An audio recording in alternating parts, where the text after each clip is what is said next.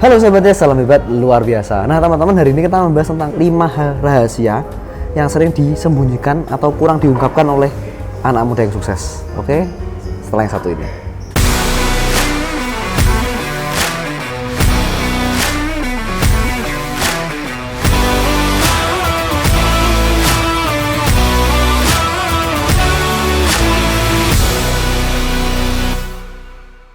Nah teman-teman, kita akan membahas tentang 5 rahasia yang sering disembunyikan oleh anak muda yang sukses. Baik, jadi kalau kita melihat menelaah itu ya, ada orang sukses, ada anak-anak muda yang sukses teman-teman, yang punya perusahaan yang besar sudah, yang sudah punya karyawan, mungkin ratusan karyawan, yang mereka tuh usahanya sudah passive income, mereka yang punya financial freedom gitu ya.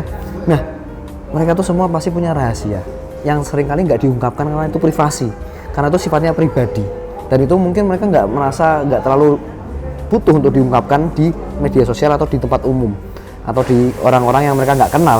Nah makanya kita kan bahas ada 5 hal rahasia yang sering mereka sembunyikan ya kan, atau kurang diungkapkan oleh mereka orang-orang atau anak muda yang sukses ini ya. Yang pertama teman-teman, yaitu kegagalan sebelumnya. Oke, jadi kita nggak paham atau mungkin kita seringkali nggak ngerti gitu ya, ada orang yang bisa sukses punya omset begitu besar, punya omset ratusan juta sampai miliaran rupiah ya kan, dari jualan online contohnya seperti itu. Kita ambil contoh yang simpel aja, tapi kita nggak ngerti ya kan mereka tuh kegagalan sebelumnya apa. Banyak yang sukses seringkali itu mereka tuh memiliki riwayat kegagalan yang panjang. Mereka gagal berkali-kali, mereka jatuh berkali-kali. Mungkin contohnya mereka jualan online itu bisa capai omset ratusan juta, awalnya mungkin mereka minus, harus iklan boncos, harus iklan lagi boncos. Contohnya dia iklan di TikTok gitu ya, akhirnya dia iklan coba deh iklan di TikTok gitu kan, habis itu boncos, habis uangnya. Tapi kita nggak ngerti kan, dia nggak cerita secara spesifik, dia nggak cerita secara detail, oh ruginya berapa ya kan. Mungkin ada beberapa motivator yang mereka cerita bahwa oh ruginya sekian, tapi nggak spesifik teman-teman. Jangan-jangan ruginya itu lebih dari itu, jangan-jangan mereka tuh kalahnya atau mungkin tanda kutip kegagalannya itu lebih dari itu semua. Ada hal yang kurang diungkapkan mungkin ya kan, tapi yang diungkapkan mungkin bagusnya, oh keren, bisa seperti ini, bisa seperti itu. Contoh saya pribadi teman-teman, mungkin hari ini bisa lihat, wah Pak Vino ya kan sekarang bisa bikin video ya kan, bikin konten, bisa fasih bicara. Tidak teman-teman, semua itu melalui proses kegagalan yang saya awalnya gugup sekali di depan kamera. Berapa kali saya coba, harus ratusan kali saya coba dulu mungkin. Nah itulah yang kita sebut kegagalan sebelumnya. Jadi mereka nggak ungkapkan itu secara gamblang yang pertama. Yang kedua itu kerja keras dan pengorbanan. Nah di balik mereka yang sukses itu seringkali ada kerja keras ya kan, jam kerja yang luar biasa, dan pengorbanan waktu bersama keluarga dan teman. Dan ini jarang sekali kita dengar gitu ya, mereka tuh berkorban banyak banget. Mereka mungkin sudah kumpul sama keluarga jarang, kumpul sama teman-teman apalagi ya kan, happy ketawa ketiwi, nggak ada sempat teman-teman.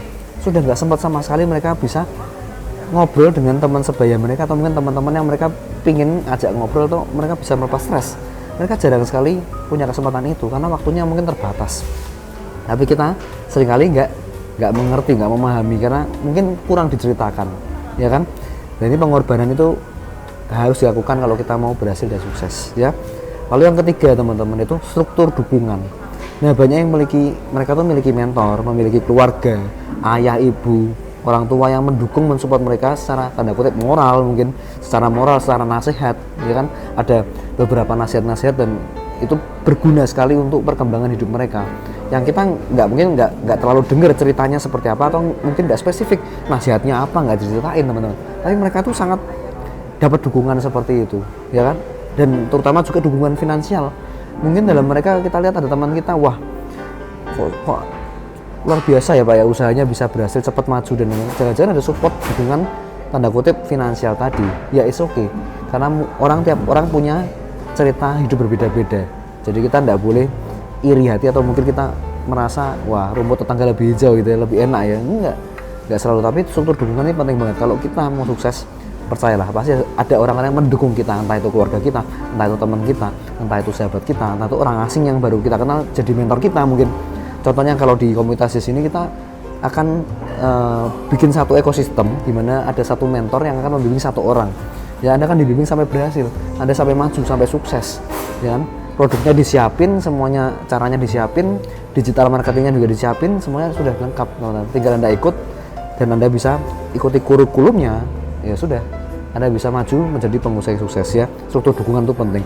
Dan yang keempat teman-teman, yaitu strategi dan rencana tersembunyi.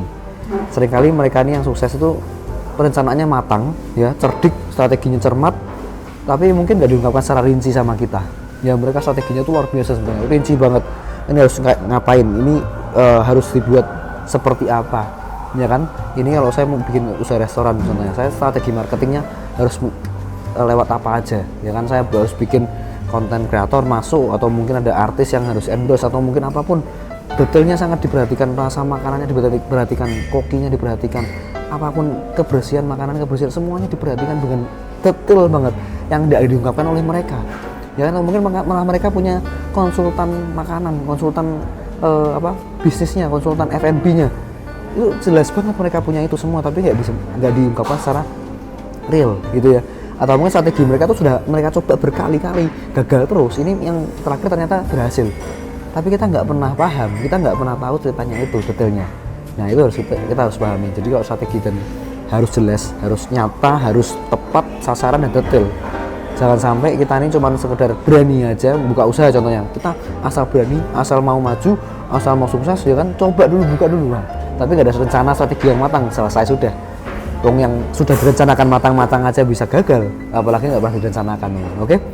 Kalau yang nomor 5, ini teman-teman yang paling penting dan Anda mungkin nggak sering pahami gitu ya, yaitu mereka pengelolaan stres dan kesehatan mental. Jangan salah, pengusaha ini mentalnya dan stresnya tuh luar biasa ya kan. Mereka hari ini mungkin bisa dapat 100 juta, tapi bulan depan jangan-jangan mereka nggak bisa makan. Nah itu yang stresnya sangat luar biasa sekali, karena bisa fluktuatif sekali, bisa naik turunnya begitu dahsyat. Nah menjadi sukses seringkali datang dengan tekanan yang besar. Mereka harus mengelola stres dengan baik ya, menjaga kesehatan mental dengan baik, meskipun ini jarang dibicarakan. Anda lihat mungkin di depan kamera pengusaha-pengusaha sukses itu bisa kelihatan senyum, bisa kelihatan sukacita, bisa kelihatan termotivasi, semangat terus, tapi teman-teman percayalah, dia di rumah ketika dia sendirian, dia mikir, dia dia berkonsentrasi, dia fokus untuk menyelesaikan masalahnya, dia stres banget pasti, dia pusing sekali. Jadi saya harus menekankan di sini, kalau mau jadi sukses siap-siap pusing. Kalau nggak pusing ya udah nggak perlu sukses teman-teman ya kan.